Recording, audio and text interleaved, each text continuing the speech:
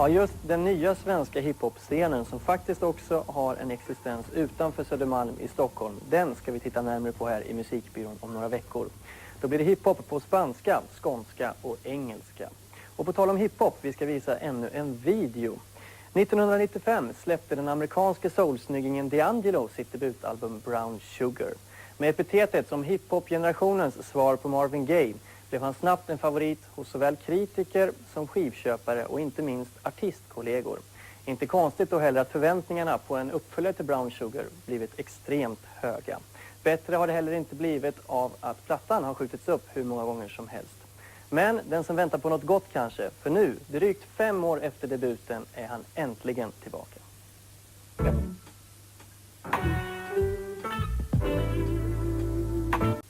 Ja, där ligger man i lä på alla möjliga vis. D'Angelos platta Voodoo släpps i alla fall i mitten av februari. När Metallica 1983 släppte sin debutplatta Kill 'Em All så var de ett undergroundband som spelade thrash metal hårdare än alla andra. Idag, 7 plattor senare, är de ett av världens största rockband. Ett otal utsålda turnéer och miljontals sålda skivor. Som det stora rockband Metallica är så har de gjort det mesta. Så vad gör man då för att söka nya kickar? Jo, man gräver fram de bästa låtarna genom åren, arrangerar om dem och ställer sig på en scen tillsammans med en symfoniorkester. Konserten ni strax ska få se är inspelad i San Francisco förra året. Dessutom har reportern Jovan Radomir träffat bandets gitarrist och sångare James Hetfield och dirigenten Michael Kamen. Men innan jag lämnar er med Metallica så tänkte jag berätta att nästa veckas Musikbyrån ser något annorlunda ut. Då sänder vi nämligen ett sammandrag från årets rockbjörnskala på Cirkus i Stockholm. Då blir det liveframträdanden och intervjuer med artister som bland annat Robin, Kent och Teddy Bears. Men nu alltså, håll till godo, 1 timme Metallica.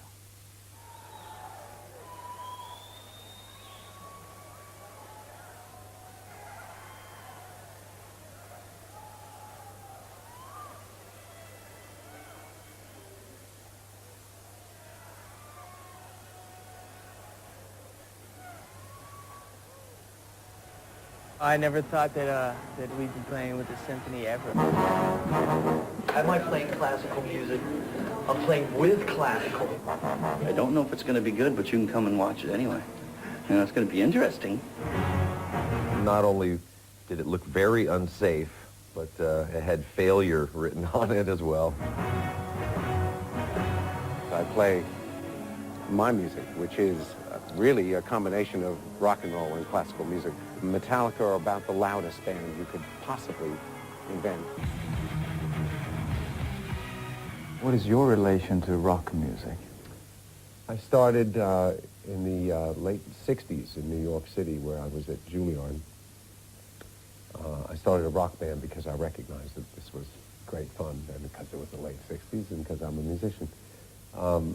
I had grown up in a house where I was always subjected to music of different natures. I played, would listen to Bach, Stravinsky, Mozart, Beethoven, and Lead Belly, Pete Seeger, the Weavers, John Lee Hooker, you know.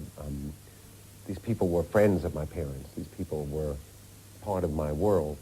And I never made a distinction between blues and classical music. To me, it's all expression and very emotional expression. If it hit me, if it spoke to me, as they say, that was enough.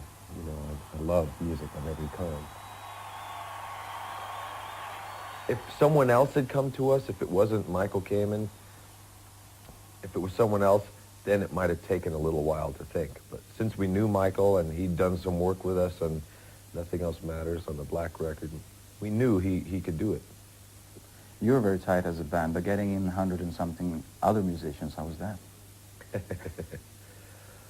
Well, these people are very schooled, and they read what's in front of them, whether, you know, it's dots, it's fly shit, whatever it is, they can read it and play it. So it wasn't a matter of them not being able to play. It was the sound. The sound thing was, that was a little more of a challenge, because, you know, Metallica plays a little bit loud. We sound better loud. So to get them to be able to play and hear themselves and just get the sound things together, that took a while. But it did eventually work. You know, mixing this record was extremely difficult. It's, you know, with the four of us, we argue enough with four faders. Now we had, you know, 94, and it took a long time to get that perfect balance, because there's enough Metallica live material out there. We wanted the symphony to be heard. And some of the scores, you know, the symphony would play da-da-da-da-da, and then stop, you know, and then come in again. So if you have the symphony up, all of a sudden the power falls. So you have to find the nice balance for all of the songs. Yeah, because you're used to lead the band, let's say, when you start, you start. Right. But now someone else has to lead sometimes. That was a little difficult to get used to. Someone telling me, you may start your riff now. Well, it's always been my heart telling me now is the time, you know. But even, you know, on the paper, even if there's a blank place in the score, you know, the symphony's not playing, they're still in time. You know, it's like a metronome. Okay, now we start the next note. Everything's so rigid. That was the most difficult part to get used to playing-wise. Did the rehearsal take a long time? We didn't rehearse as long as I was expecting. You know, with one of these, you'd think, oh, 2 weeks rehearsal or this and that. It, you know, maybe a total of 6 hours, you know, with the band and symphony. Michael Kamen was, he would do some rehearsals with the skeleton crew, you know, the head of the strings, the leader of the horns, and then they would pass on their notes to their sections, so that helped a lot. Mostly it was trying to get them to understand what we were trying to do, or to not so much read everything, but to listen as well, because we're not the most perfect timing band. You know, you wanted them to feel what we were doing as well. For Michael Kamen, it must have been very difficult, because he's, you know, Lars is playing our time, and he's supposed to be keeping time for them, and they have to be close enough to where it sounds like the same song. I think some of the symphony people, you could see on their faces, some were reading exactly, and some were actually watching Michael Kamen the whole time, and others were, you know, just looking all over. Wow, this is cool. You know, so you got different feels from them.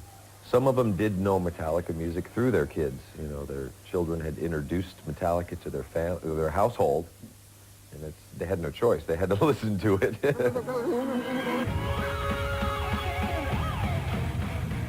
The whole idea was to create some new passion and power. I mean, try to make Metallica even more powerful was the whole thing, and add more depth. So now you're taking this big production on a tour. Oh no. What are you going to do when you take a break? Travel. No, we're going to go to the symphony. Well, spend some family time. It's good to be home, and you know. You got kids not now. hearing, where's Daddy? You know. Yeah. Has that changed your view on the whole music scene, becoming a father? I feel I'm pretty much the same. You have to ask the other guys, but to me it's made me a little more confident and a little more proud as a human. It maybe has taught me to be a little more patient. With children, you definitely have to be patient. And you know, on the road with 3 other grown men, you know, it's very unnatural, so you have to be patient as well. But as far as touring, it might change a little bit, you know, have more breaks. I mean, the tour will be as long and would like to go everywhere we've been, but maybe a little more breaks to involve family as well. Metallica is our love. You know, the 4 of us have grown up before families, before wives. This is family. These are brothers. They have to share the spotlight now.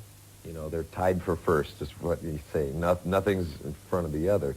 But, you know, there are 2 families, and you're in love with both of them, and you have to make them both work together. You can't let one suffer for the other, so they have to be together.